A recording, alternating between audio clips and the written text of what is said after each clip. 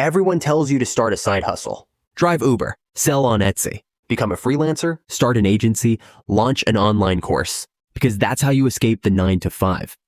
Right. But what if I told you millions of people never actually escape their job? They simply build another one where the boss is even worse. Because now, the boss is you. And unlike your old boss, this one never lets you clock out. Today, I'm going to show you why so many hardworking people accidentally build themselves into another prison, and what separates the few who become truly wealthy from everyone else who stays busy forever. Because there's a huge difference between owning a business and owning a job. And if you don't know the difference, you could spend the next 10 years working twice as hard without ever becoming financially free. Part 1. The Dream. Meet Daniel.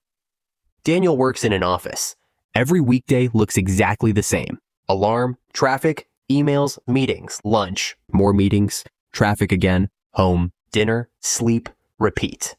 Then one evening, he watches a YouTube video. Start a side hustle. Become your own boss. Escape the rat race. It sounds incredible.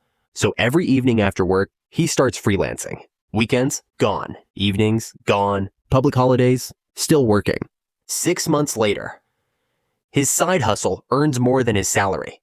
He quits his job. Friends congratulate him. His family says, "You made it." But did he? Because something strange starts happening. His phone never stops ringing. Clients message him on Sundays. Invoices pile up. Tax deadlines appear. Projects run late. Someone always needs something. Instead of working 9 until 5, Daniel now works 7 until midnight. And one day, he realizes something nobody ever warned him about. He didn't escape employment. He simply changed employers. Part 2. The Invisible Cage. Imagine this. You own a bakery. If you don't bake today, nothing gets sold. You're a photographer. If you don't show up, there are no photos. You're a consultant. No meetings, no income. You're a plumber. No jobs, no money. Notice the pattern? Your income still depends on your time. The only thing that's changed is your payslip disappeared. People call this entrepreneurship. But financially, it's often just self-employment. And self-employment is fantastic until you want to stop working. Here's the uncomfortable question. If you disappeared for 6 months, would your income continue? Or would everything immediately stop? Your answer tells you everything. Have you built an asset? Or have you simply created another job? I'm curious. What kind of side hustle are you building? Or hoping to build? Maybe you're freelancing, starting an agency, selling online, creating content, learning a high-income skill. Or maybe you're still figuring it all out. Let me know down in the comments. I genuinely enjoy reading them because it's amazing seeing how many different paths people are taking. And who knows, your comment might inspire someone else to finally get started too. Part 3. Why most side hustles stay small.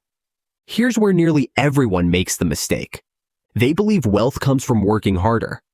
So every time demand grows, they simply work more hours, more customers, more emails, more meetings, more stress. The business gets bigger. But so does the owner's workload. Imagine carrying buckets of water. When people ask for more water, you don't build a pipeline. You simply carry bigger buckets. Eventually, your back gives out. This is why so many entrepreneurs secretly feel trapped. They earn more money than ever before, yet they can't take a proper holiday. They can't switch off. They can't spend uninterrupted time with their family. Because if they stop working, the business stops too. The income looks impressive. The lifestyle doesn't. Part 4. The People Who Break Free. Now let's meet Sarah. She also starts with a side hustle. At first, she does everything herself, exactly like Daniel. But after a while, she notices something. She keeps answering the same questions, writing the same proposals, sending the same emails, solving the same problems. Instead of repeating the work forever, she builds systems, templates, automations, processes. Then she hires someone. Not because she's lazy, because she understands something most people never do. The goal isn't to become more productive. The goal is to become less necessary. Every time Sarah removes herself from one task, she buys back a little more freedom. Eventually, customers are looked after, even while she's asleep. The business becomes something that works, without her constantly pushing it forward. That's the moment it changes, from a job into an asset. Notice something important. She didn't stop working. She simply stopped being the bottleneck. And if you're watching this because you're trying to build a side hustle, escape the 9 to 5, build real wealth, and eventually achieve financial freedom, then you're in exactly the right place. That's what becoming rich and wealthy is all about. Every week, we break down money, investing, businesses, wealth psychology, and financial mistakes that most of us were never taught in school. So if that's the journey you're on, subscribe to the channel. We've got a lot more to learn together. Part 5, the biggest lie about entrepreneurship. Social media loves hustle culture. The entrepreneur answering emails at midnight, working on holiday, taking business calls during dinner. People celebrate this. But imagine buying a restaurant where you still have to cook every meal, serve every customer, wash every plate, and clean every table. Would you really call yourself the owner, or just the busiest employee? Many people chase freedom, but accidentally optimize for busyness. They become exceptional workers inside businesses they happen to own. That's not financial freedom.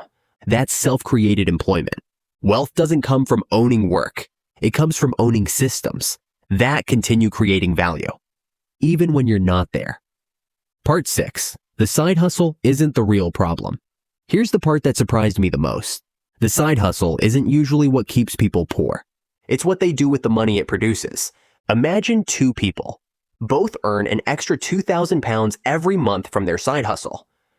The first person celebrates a nicer car, a bigger house, more subscriptions, designer clothes, weekend getaways. Their income doubled, but so did their lifestyle. A year later, they're still living month to month, just with bigger bills. The second person makes a different decision. They keep living almost exactly the same. Instead of upgrading their lifestyle, they upgrade their future. They invest in better skills, better systems, better assets. They use today's income to buy tomorrow's freedom. That's the real difference. A side hustle doesn't automatically make you wealthy. It simply gives you another stream of income. Whether that income becomes freedom or another financial trap depends entirely on your habits. Because earning more money can change your bank balance overnight. But only your habits change your future. This doesn't mean side hustles are bad. Far from it. Almost every successful business starts exactly that way. The mistake is believing that's where the journey ends. Your side hustle should be a bridge, not your destination. The first goal is to earn money. The second goal is to build systems. The third goal is to own assets. Because assets buy time. Time creates freedom. And freedom is the real reason most people wanted more money in the first place. So here's a question I want you to think about. If you disappeared for the next 30 days, would your income disappear too?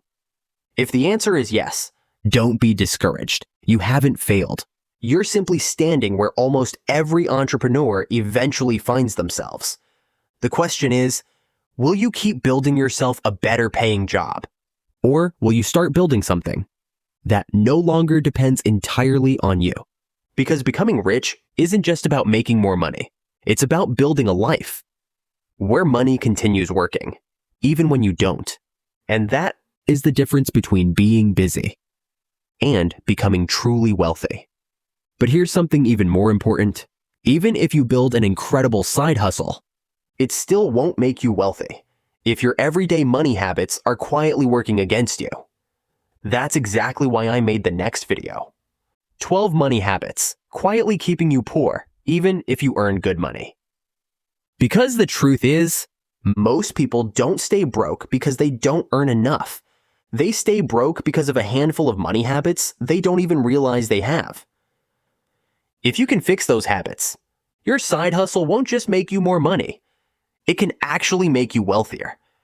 Click on that video now, and I'll see you there.